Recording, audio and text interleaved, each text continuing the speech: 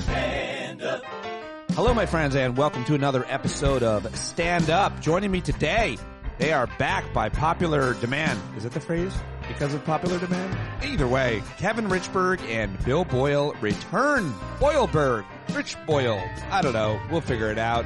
Either way, these two guys are real smart listeners and contributors to the show, good friends to me and in my life, and I'm really happy to have them back joining me to go through the top news stories of the past week or so. This is great, and I'm going right to it because it's now 1:30 a.m. as I'm recording this opening, and I was hoping to do my normal good stuff and news recap, but I got called into CNN. Just got back from New York City.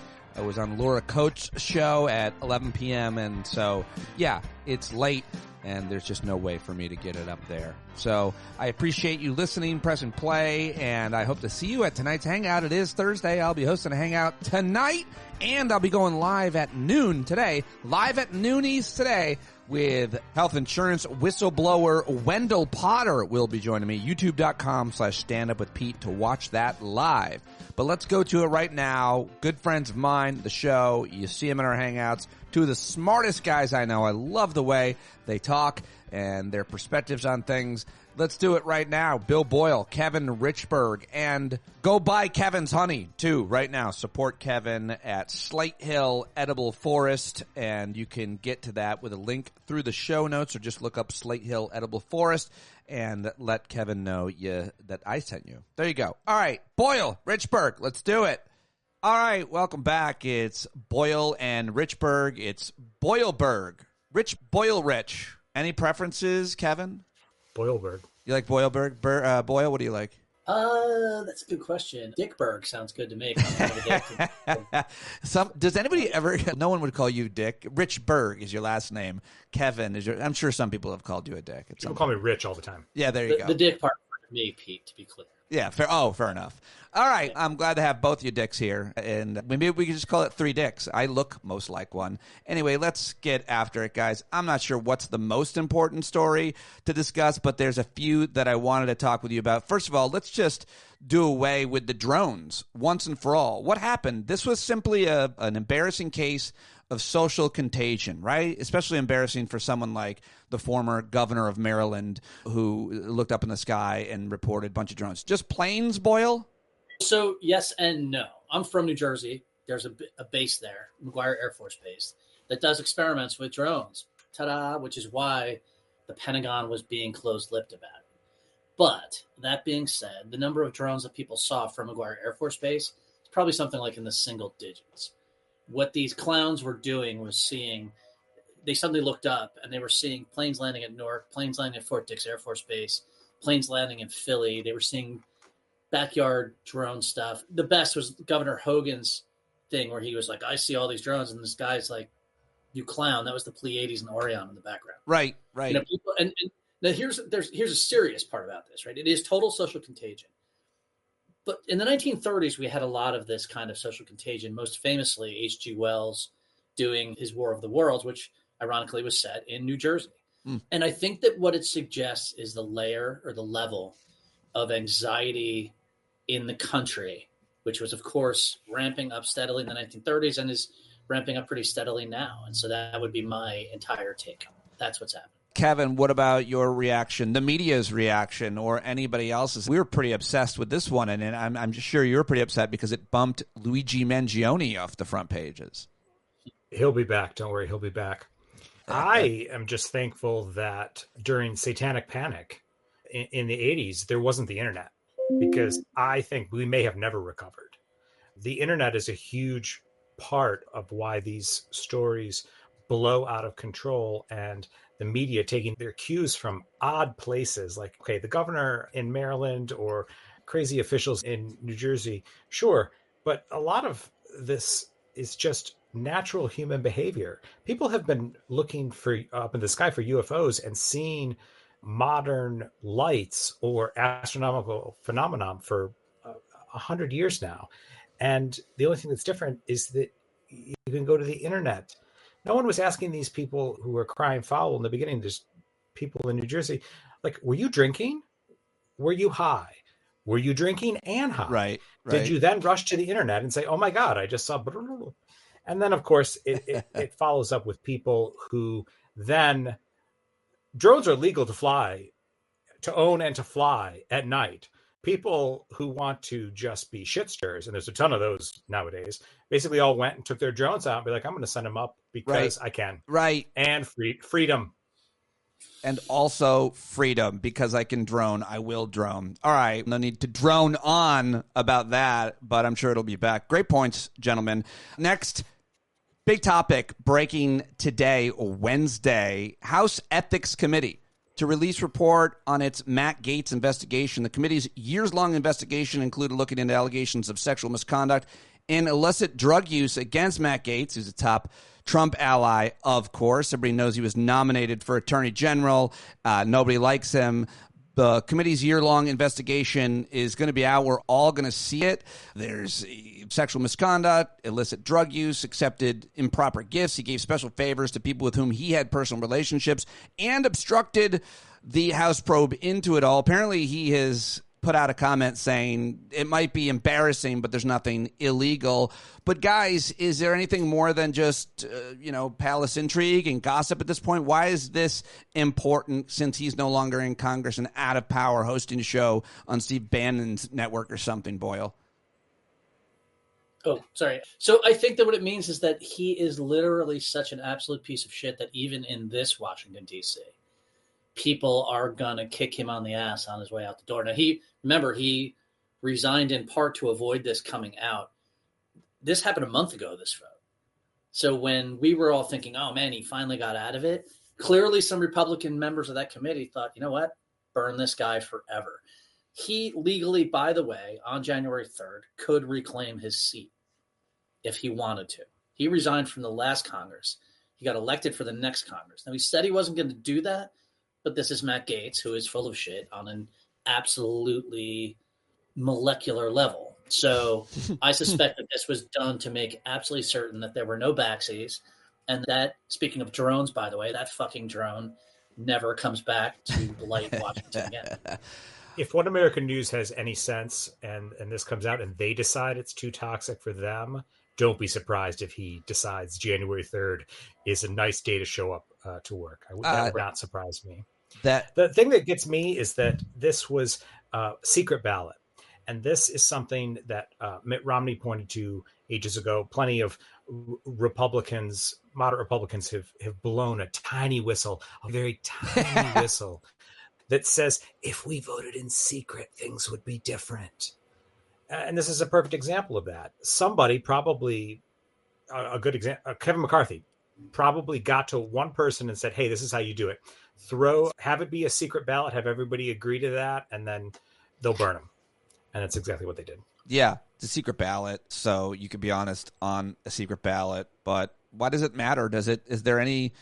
Yeah, I guess the threshold for what we'll take, you said even in this America or this Congress or Trump's America, this is too far. And I suppose sometimes that's the question we need to ask ourselves, like, what's too far? What's too far for the Republicans, for Trump, for America? Because we just reelected this guy. What could possibly be too far? He's committed all kinds of heinous crimes against women, not to mention us. It's circumstantial. I think it suggests that not everyone is Trump. That there's something sui generis about Trump that allows him to get away with things that other people get away with to an extent under his umbrella. When that umbrella finally gets blown away in the winds of old age, and I hope it happens next week, then I think you're going to see a different reaction to people and a different set of rules. Yep, and the umbrella it's circumstantial. Matt Gaetz was under Trump's umbrella, and he was then kicked out, and he fell off outside the umbrella, and it's now just going to be pissed and rained on, and no one's going to care. No, right. Once Trump lets these people go, Bill and I could probably just spend the rest of our time naming individuals, right, dead or alive, who fell out of Trump's orbit and disappeared into the nothingness. And this will just be probably what happens to Matt Gaetz. Like Mike Pompeo, who had his nomination killed. I forget who it was, but someone said no to him coming back. as secretary of whatever. But there are a number of those folks who thought they were getting bigger jobs than they got and are now being Grinnell thought he was going to be the ambassador to Ukraine or the UN or Russia. And now he's the special advisor to the president on Eastern European issues. So there's a lot of these people who they're given sinecures. Peter Navarro is another one. But look at Rudy. Rudy is what does Rick Wilson call it? The everything Trump touches dies syndrome. And Rudy is the poster child for that. Yeah, he's literally some people did die. What was the guy who died from COVID? The 999 guy? Oh, Herman Cain. Herman Cain. Yeah, he literally died. Yeah. Yeah. All right, let's talk about the other nominees real quick that are still up. So Matt Gaetz is the only one who's fallen down and out. Somehow Pete Hegseth is still in the running. I don't know what they did. They twisted Joni Ernst's arm and threatened to primary her, apparently, if she doesn't get in line. But you got Pete Hegseth, who, by the way, apparently said, I defy anybody to find a picture of me drinking. And immediately thousands of photos of him drinking showed up, including one with him drinking a champagne bottle out of the bottle in a wet button-down shirt with a tie, which that's probably worth explaining. Nonetheless, you got Hegseth. I believe there are videos of his kids drinking also at the same time he's drinking. I don't think that's true. I didn't make that up. I don't think that's true. We'll Google that later. Look that one up, folks. But the others still in running, obviously, this crazy nut job, Kash Patel for the FBI. You've got more news coming out about the crazy things that RFK Jr. has said and done. He's still up for HHS. And obviously, it goes on and on. We can keep going. But the bottom line is, my thing that I'm most interested in, we are going to see publicly confirmation hearings. These are going to be must-see TV. The questions they're going to ask Democrats, I can't imagine why they would pull any punches on any of these bizarre nominations. Boyle, what do you want to say about any of these other and what we're about to see on television live? So the Trump administration is in their honeymoon phase and the inauguration phase, which is always when you're going to get your best numbers and get your best press and everything else. And they have like the lowest or second lowest approval rating or favorability rating for their transition of any modern presidency. So they're already not doing very well. I know that Gabbard is not impressing any senators she's in front of. I think she's in significant danger. I think that I keep hearing from supposedly connected Republicans that Kash Patel is about a 25% chance. I personally think he gets through, actually. But I do think that all of these, whoever gets through, whoever doesn't get through, they're disasters. They're all disasters waiting to happen. They're minefields. They're laying in front of themselves. And when you have kids starting to get polio again 2 years from now, anyone think that's going to play well with Americans? No, it's not. And so I think that I have become, what would be the word? I'm at peace with how little peace we're going to have politically and socially for the next couple of years. But to me, I discern the obvious self-sabotage that's happening by all of these picks. And they'll get half through at least of all these people. What about you, honey boy?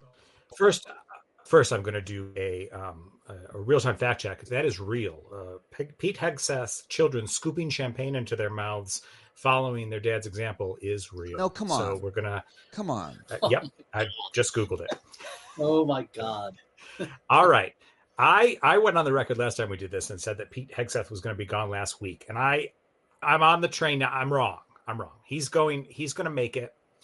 Joni Ernst is the hiding pillar that everyone's going to get behind to say, if she can do it, we can all do it. Mm-hmm. And if this really is a total shit show in the next 2 years, her seat might be one that the Democrats try to look at right now. Who is the most functional Democrat in Iowa? Who is the most popular Democrat in Iowa? And start running those ads specifically on this topic now. Shame her into oblivion. Make this pay, but from the opposite side of the spectrum. Because the threat was going to be that they were going to primary her, which how vulnerable does she think she is? That just seems absurd. On the doorstep of Pete Hegseth, that's just, it doesn't make any sense. Tulsi Gabbard, the damage that Tulsi Gabbard could do is probably, Bill, do you think this is correct? Tulsi Gabbard could do more damage if allowed to than Pete Hegseth could. The military is probably better at protecting itself from the inside than the intelligence apparatus is if there really is a total mole, a 100% mole in there. It's really simple, actually. She doesn't even need to be a mole. I think she's a person of affinity, not an actual agent of anybody. But the issue that she could weigh into very decisively is to cut off all the intelligence, surveillance, and targeting information that we give to the Ukrainians through the NSA. So you could say to the president, cut the Ukrainians off, and they would be cut off. And that's their gigantic advantage that allows them to kill tons and tons of Russians for every Ukrainian that dies. So that's just a very basic, solid. And that would be something we would not necessarily know about. That could happen. And well, we would know right away if they cut that off, because the Ukrainians would start losing. And it would be on the record within the agencies that they did it. So bottom line is, yes, she can do, that's just one thing that she could do enormous damage to. But also think about this. If Tulsi Gabbard is the head of your intelligence agencies, are the Germans, the French, your allies going to really be open with you? No, they're not. They're going to say, you've got a loon in charge of your DNI. We're going to wait until smarter, less crazy heads are in that seat. So we should expect them to be doing that anyways. If I were them, if I were any of these countries who cared about their own national security, I would immediately start feeding trash to, what's that op that they do when you feed one lie into the system and see where it goes? They should all start doing that. Allies tend to avoid doing that to each other, but these guys might just make that happen. We'll see, and we'll follow it closely because it's going to be crazy. All right, let me ask you about what's happening in the Democratic caucus in the House. Okay, what happened here? Democrats decided to go with a 74-year-old El Blanco, Jerry Connolly, and he is got esophageal cancer. And AOC does not have esophageal cancer. She's young, she's healthy, she's vibrant, she's super smart, very effective. What happened? Also doesn't have cancer. And does not have cancer. You've said that twice now. You think that's important? Yeah, it's important. To be... esophageal cancer, do some quick Googling on esophageal cancer. Not exactly a survivable cancer. And I don't wish anybody ill, but according to the Cleveland Clinic, your 5-year survival rate is 20% or less. Real bad. And he just announced this on November 7th. Trump is going to be the new president. And oh, by the way, I have esophageal cancer and will continuing to be doing these deeply important things. It's mind-blowing. I lose respect for Nancy Pelosi with the idea that she pushed for this, even through her own medical situation, which the whole thing is just absolutely bizarre. Comparing these two people, as far as, even if you don't like her, you're in the Democratic caucus and you don't like her platform, maybe you don't like her as a person. How can you deny her effectiveness as a pit bull in circumstances that require a pit bull? I don't get it. I absolutely don't get it. I've tried to read into this, read a couple articles, inside information on it. All I can see is just the classic. He deserves it. He's been loyal. He's in line in leadership, and it's his turn, which seems to be a problem. But I've been very critical of the gerontocracy being in leadership, much less serving in government at that point in their lives, from Ruth Bader Ginsburg to Nancy Pelosi to Dianne Feinstein, and of course to Joe Biden. But now the Democrats are doing it again, Boyle. So I actually disagree quite profoundly, and here's why. Oh, we're out of time. Nancy Pelosi said a long time ago, when she was young, when she was very much like AOC, by the way, and elbowing her way up the ranks, she said, power is never given to you. You have to go take it. And what that means is not some weird Machiavellian thing. What it means is that to get power in the House, you have to build coalitions, you have to build relationships. And in so doing, you get enough votes to win these committee chairmanships. But what that also does on the larger sense is it creates a unified caucus, right? It creates a caucus that can stick together. Now, the Democratic Party in the House for the last 15 years has been unbelievably good at sticking together. The Senate has also been very good at sticking together, with one or two exceptions. That has been the glue that has kept the party together, that has kept Trump from being able to do all kinds of things. And we see the other side where you don't have those sort of dynamics, where people who just are bulldogs and are just really good at talking, which I would not accuse AOC of being, by the way. She's not just that. but that's the value everybody sees in her. And I agree. I do see that as well. But she's not popular. She's also still seen as pretty extreme. And she also didn't yet. And by the way, she's been there 10 years. She's moving fast. This is not some denial of someone that's been there for 40 years. She did not create yet the coalition to get her that seat. I suspect someday that AOC is going to be the Speaker of the House, actually, if she stays. And the way you get there is by doing what Nancy Pelosi did. And AOC herself, by standing the way she did in a pretty conventional way, obviously agrees with that. So I would say that I think that the idea that you need a bulldog in that seat, in that committee, is ridiculous. You don't. What you need is nationally on a larger stage, the bulldogs. So we're not losing anything by having AOC not in that seat. We're forcing on the party the kind of discipline you need, particularly when it seems like we're going to be on the back foot for a long time. And I get why people look around and go, fuck, this guy's old, this guy's whatever. Colin's a good dude. He's done good things. There's no downside to him, except that he has cancer. He's not fulfilling the desires we have right now. Just have medically equipped people doing things. Kevin, climb up on the top rope and jump off of it onto Boyle's horrible argument. Just get up there and superfly snook at him. Nope. It was a good argument. It was a good argument. And it swayed me all the way up to butt cancer. And if the story were not the situation of Trump gets elected, I have cancer, it's between him and AOC, Nancy Pelosi falls down the stairs and goes for cancer guy. Maybe if you're right, and you most likely are, what I'm focusing on are the optics, which gives everyone the sads. You're focusing on the long game, and the long game will win in the end.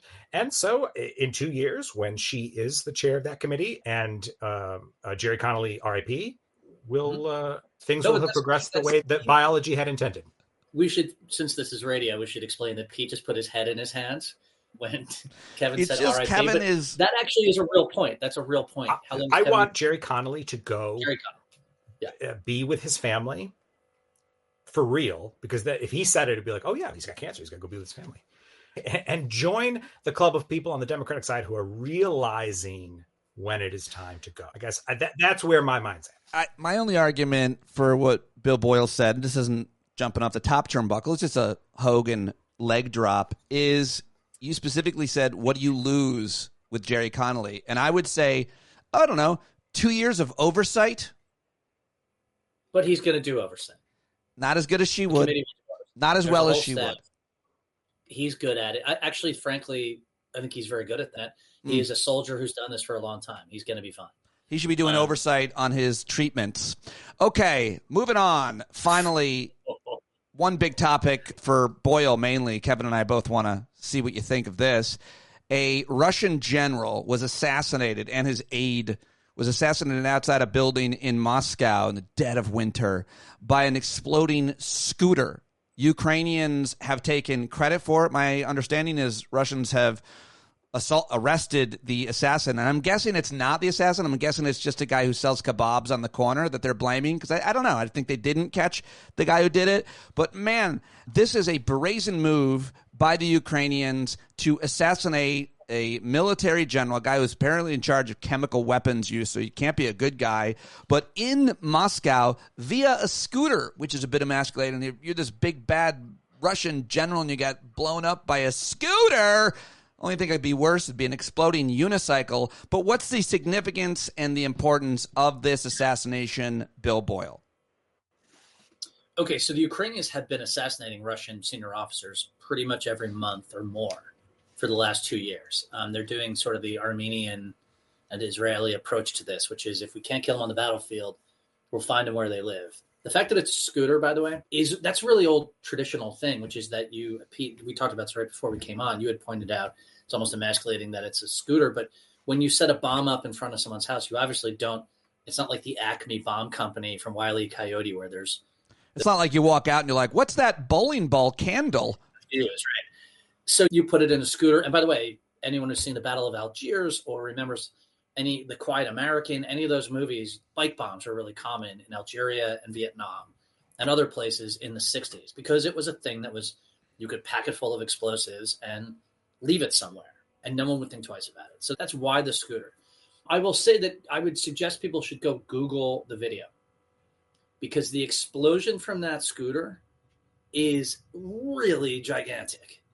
And when you watch the video, it's normally you see, because I'm a huge nerd for this thing, I'll slow it way down and watch the explosion happen.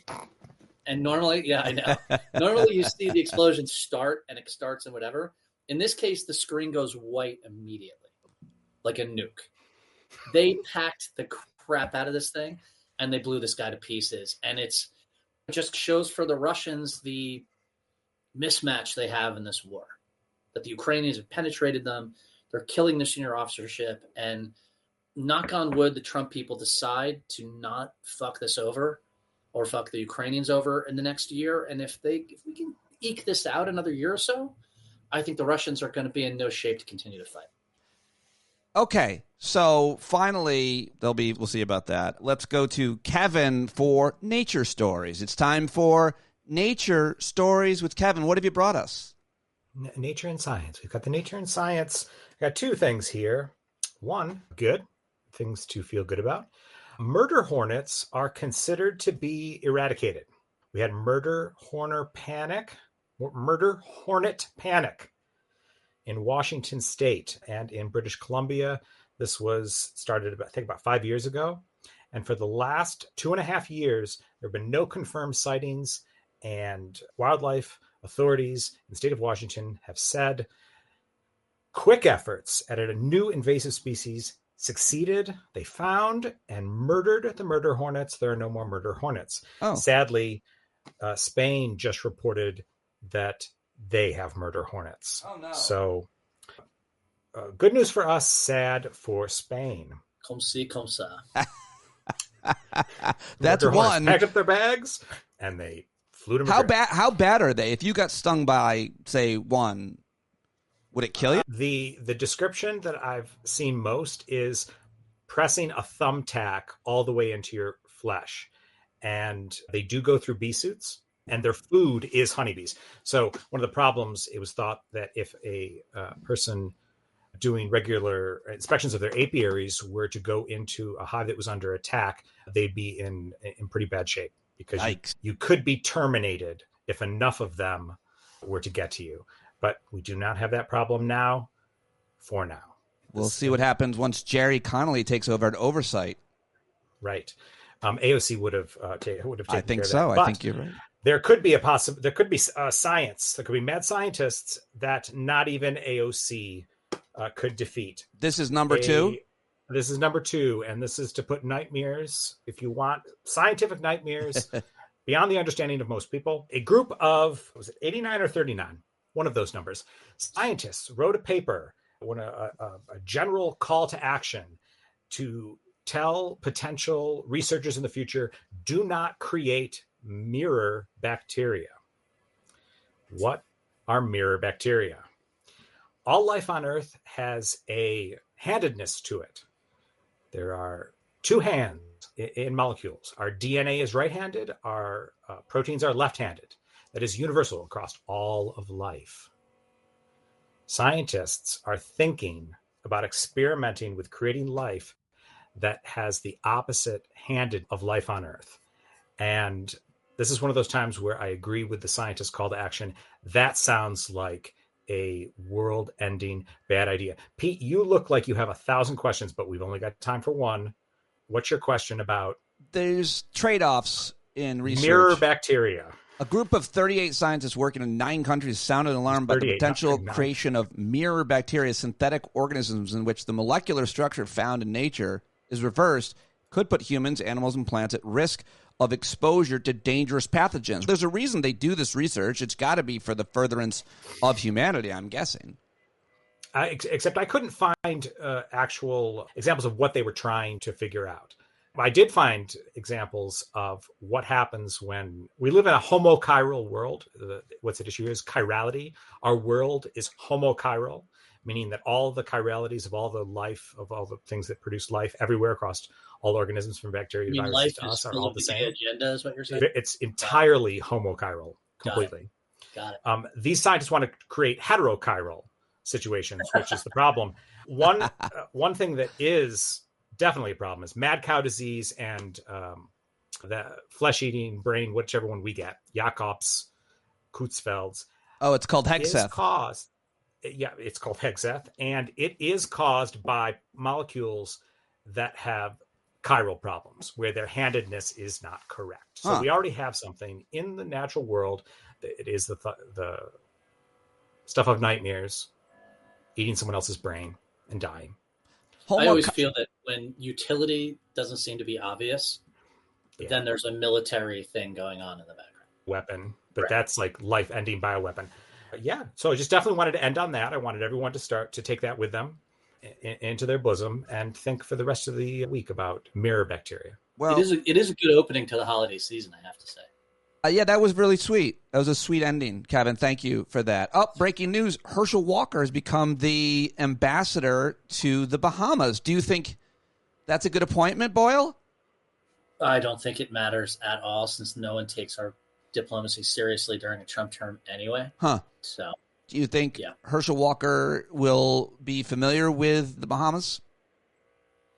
I'm sure he's been there on like a cruise, whatever. That's right. To be honest with you, that seems like the least depressing thing I've heard from the Trump administration in a long time. That's exactly how the only time I ever visited there was when I went on one cruise in my life. Any thoughts, any reactions to this breaking news, Kevin? Herschel Walker, mirror bacteria, they're the same thing.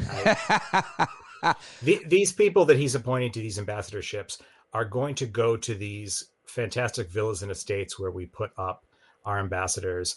They're going to destroy vases, have sex parties, hide drugs around the house. Like, that's what they're going to do. They're not actually going to do any damage, because other countries that care about their relationship with the United States are not going to take these people seriously, and they're just going to wait it out. They're not going to do any good either, potentially. They're just going to steal shit. Kevin Richberg, Bill Boyle, Boyleberg, Rich Boyle, Rich. We'll figure it out. Thanks, gents. Thank you. Appreciate it. Well, there you go. I hope you learned something and appreciated the perspective that you get from Rich Boyle, Boyleberg, Kevin Richberg, and Bill Boyle. Go to Slate Hill Edible Forest right now and order Kevin's honey. Hire him to consult you, and anything that you want to grow, he can grow anything, anywhere. He can make two things that don't go together grow together, and including people. Love the guy. And, of course, if you're in D.C., look up Bill Boyle. He can help you find parking. I guess that's the plug. All right, that's it. I hope to see you Thursday. It's Thursday tonight at tonight's Hangout. And get your tickets for PODJAM and write a rating and review of the show. And if you're not already a paid subscriber, that's most important. Patreon.com/Pete Dominic. Can't do it without you. Especially can't do it without Jon Carroll. JonCarroll.org. He writes and performs all the music on this show. And you should go buy it and support him, too. Take it away, John. I think you're driving wheels with leaking grease. Boy, you better stand up. Stand up. Well, there's a whole lot more of us who know what's right. They'll keep right on ignoring us if we keep sitting tight. You got to open up the window to let in some light. You gotta stand up. That's right. We got to rise up. You got to stand up. You gotta stare the devil straight in the eye. Let him know it's his turn to go. See it clear and all you hear is a lie. So get up off of your butt, get down off of your fence. Even if it ain't a very friendly audience, well, they'll begin to listen when you start making sense. And you stand up, stand up. No need to point your rifle to defend your town. Just stand up, stand up. You know they can't deny what you're laying down. Oh, you better stand up. Stand up. Show your face of every color, yellow, black, red, and brown. Since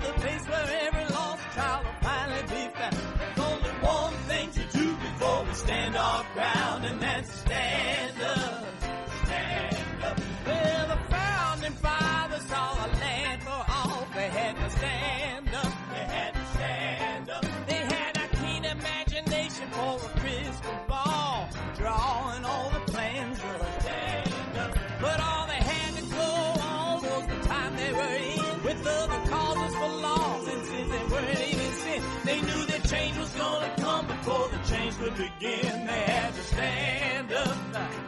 All right, they had to stand up. We got to stand up. We got to look the devil square in the eye. We gotta let him know it's his time to go and make it clear when all we hear is a lie. Why you lying awake wondering where the money all went?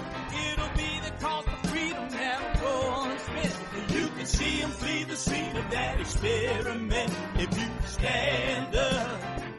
Alright, we got to speak up, we got to reach up and raise your voice in every way you know how. Don't be toes up, you got to show up. Ain't no better time to do it but now. No need to pledge allegiance to no wanton tribe. Rise up, show obedience to the voice inside, and listen well and hear